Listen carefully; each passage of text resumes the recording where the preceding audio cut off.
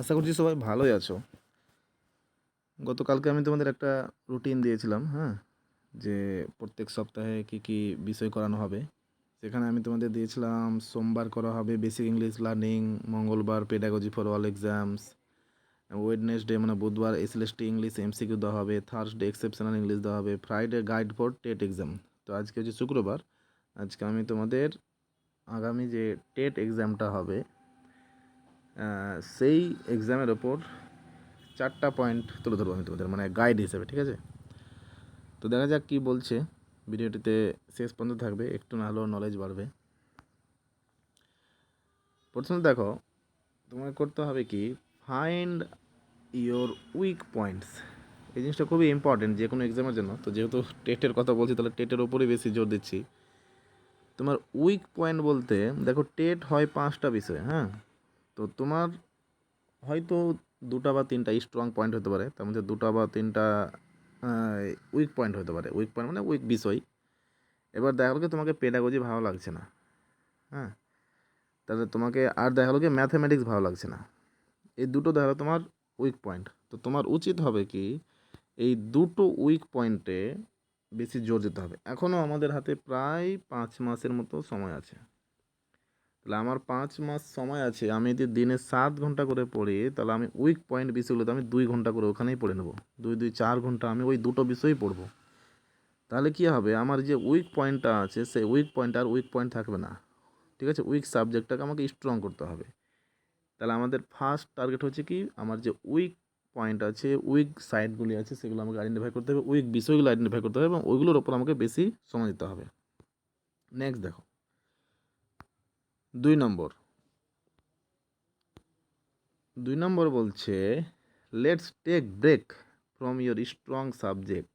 দেখো, বেশিরভাগ আমি যদি বলি তাহলে 70% তো হয়েই যাবে। প্রায় 70% স্টুডেন্ট যারা ডিএড করেছে বা বিএড করেছে, অর্থাৎ যারা ডিএড করে টেটে বসবে, ওরা কোনো না কোনো বিষয়ে কিন্তু অনার্স করে রেখেছে। তো আমি ধরে নিচ্ছি যে ওর অনার্সের বিষয়টা হচ্ছে কি একটা স্ট্রং সাবজেক্ট। তো অনার্সের বিষয়টা স্ট্রং হলো, এবং তার মধ্যে কোনো কোনো স্টুডেন্ট আছে যে একটা বিষয় হয়তো ওকে অটোমেটিক ভালো লাগে, মানে বেশ সচ্ছল হয়ে আছে ওই বিষয়টাতে, হ্যাঁ। তাহলে ওই বিষয়টাকে আমরা এখন অন্তত 3 মাসের জন্য আমি ওটাকে কী করবো, ব্রেক দিয়ে দেবো। তাহলে আমি অনার্স বিষয় যেটা আছে ওটাকে আমি ব্রেক দেবো, এবং পড়তে গিয়ে মাধ্যমিক পর্যন্ত আমাকে যদি ম্যাথ খুব ভালো লাগে থাকে, ম্যাথ পারি, আমি স্ট্রং আছি, তাহলে ম্যাথটাকে আমি বাদ দিয়ে দেবো, ঠিক আছে? এবার যদি আমি দেখা গেলো কি আমার ইংলিশ খুব ভালো আছে, তাহলে আমি ইংলিশটা এখন বাদ দেবো, বাকি 3টা বা 4টা বিষয় আমি ফোকাস করবো, ঠিক আছে? তাহলে আমি এখন আমার কাজ হচ্ছে কি, যে যেটা আমার স্ট্রং সাবজেক্ট আছে ওটাকে আমি ব্রেক দিয়ে দেবো। নেক্সট দেখো, make a routine. A routine life leads a man to A success পথ। অবশ্যই যে রুটিন করে পড়বে, আমি যদি দিনে 5 ঘন্টা পড়ি তবু আমি রুটিন করে পড়বো, 4 ঘন্টা পড়ি তবু আমি রুটিন করে পড়বো। 4 ঘন্টা তো 4 ঘন্টা পড়বোই মিনিমাম। আমি এক্সেস পড়তে পারি কিন্তু ওর থেকে কম পড়বো না। এই 4 ঘন্টাতে আমি কোন সময়ে কোন বিষয় পড়বোটা আমি রুটিন করে নিচ্ছি। তাহলে প্রত্যেক দিন প্রত্যেক বিষয় পড়াতে পারে, বা একদিন একটা বিষয় পড়াতে পারে, যেরকমভাবে তোমার পছন্দ সেভাবে একটা রুটিন করো। অনেকেই টিউশন, হোম টিউশন বা নার্সারি স্কুলে পড়াচ্ছ, ওই হিসাবে ওই টাইমটাকে বাদ দিয়ে যে টাইমটা তোমার কাছে বাঁচছে, একটু হালকা আড্ডার টাইম রেখে, রিক্রিয়েশনের টাইম রেখে, বাকি টাইমটা আমাকে কিন্তু কী করতে হবে, রুটিনের মধ্যে ফেলতে হবে। তাহলে 3 নম্বর হচ্ছে কি, আমাকে রুটিন করতে হচ্ছে। নেক্সট হচ্ছে কি, বি কনফিডেন্ট। এই জিনিসটা খুবই গুরুত্বপূর্ণ, হ্যাঁ। আমার যদি 2024 সালে পরীক্ষা হয়, তাহলে আমাকে ভাবতে হবে যে প্রত্যেক বছর টেট এক্সাম হতে চলেছে। তাহলে আমাকে কনফিডেন্ট রাখতে হবে যে এই টেট আমার হবেই। যারা এই ভিডিওটা দেখছো তার মধ্যে কেউ কেউ হয়তো ফ্রেশার আছো, কেউ কেউ হয়তো নিউ কামার আছো বা নিউ আছো, হ্যাঁ। তাহলে যারা ফ্রেশার বা যারা ওল্ড আছো, হ্যাঁ, তো যারা 2বার 3বার দিয়েছো, ওরা ভাববে যে এবার হবেই, কনফিডেন্ট রাখতে হবে। যারা নতুন আছো ওরা এরকম কনফিডেন্ট রাখতে হবে যে আমাকে ফার্স্ট টাইমেই ক্র্যাক করতে হবে টেটটা। এবার টেটটা ক্র্যাক করা কিন্তু খুব একটা কঠিন ব্যাপার না, ভেবে নাও। 2022 সালে প্রায় 1.5 লক্ষ জন পাস করেছিল, ইজি কোশ্চেন ছিল। এবার 2023 সালে যেটা পরীক্ষা দিয়েছে ওখানেও বেশ ভালোই পাস করবে, হ্যাঁ।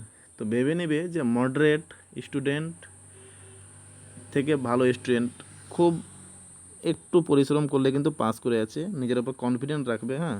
So be confident about passing the exam. এই 4টা পয়েন্ট আপাতত আমি তোমাদের বলে রাখলাম। এই 4টা পয়েন্টের ওপর ফোকাস করো, দেখবে তোমার টেট প্রিপারেশানটা ধীরে ধীরে এগিয়ে চলবে। তাহলে আমরা প্রথমে কী দেখলাম যে উইক পয়েন্টটাকে আমাকে আইডেন্টিফাই করতে হবে, তারপরে যেগুলো স্ট্রং পয়েন্ট আছে সেটাকে আমাকে ব্রেক দিতে হবে, এখন দরকার নাই, রুটিন করতে হবে, আর একটা কনফিডেন্ট বুস্টিং পাওয়ার একটা নিজের মধ্যে, যাতে করে আমি হতাশ না হয়ে যাই।